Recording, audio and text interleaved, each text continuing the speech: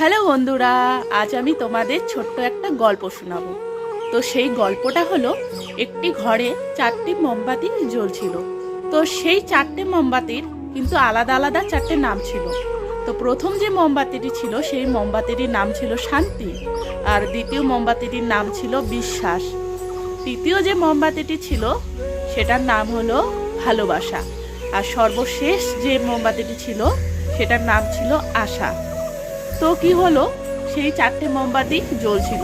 4টে মোমবাতিটির মধ্যে যে প্রথম যে মোমবাতিটি ছিল শান্তি, সেটি হঠাৎ করে একসময় নিভে গেল।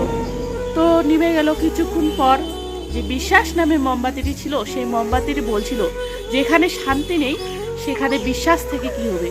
এই বলে কিছুক্ষণ পর বিশ্বাস বলে মোমবাতিটিও নিভে গেল। তো তারপর যে 3 নম্বর মোমবাতিটি ছিল ভালোবাসা। তো সে হঠাৎ করে বলল যে যেখানে শান্তি নেই, যেখানে বিশ্বাস নেই, সেখানে তো ভালোবাসার কোনো মূল্য নেই। তো সেখানে ভালোবাসা থেকে কি করবে। এই বলে 3 নম্বর মোমবাতিটিও নিভে গেল। তো সর্বশেষ যে মোমবাতিটি ছিল আশা, তখন কিন্তু সে একাই জ্বলছিল, কারণ 4টে মোমবাতির মধ্যে 3টে মোমবাতি নিভে গেল। কোন কোন মোমবাতি নিভে গেল সেগুলো হচ্ছে শান্তি নিভে গেল, বিশ্বাস নিভে গেল, ভালোবাসা নিভে গেল, শুধু একমাত্র রইল আশা মোমবাতিটি।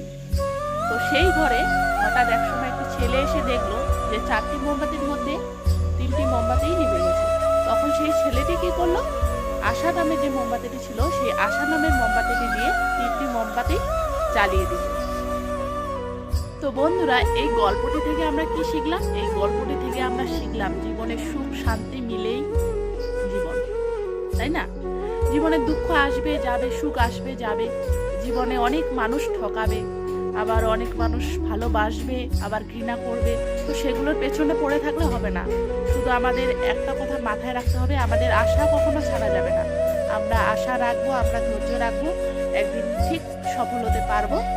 তো বন্ধুরা, যদি এই গল্পটি তোমাদের ভালো লাগে বা তোমরা কি বুঝলে, তো প্লিজ অবশ্যই কমেন্ট করে যেও এবং লাইক করে যেও। তো টাটা, সবাই ভালো থেকো, বাই।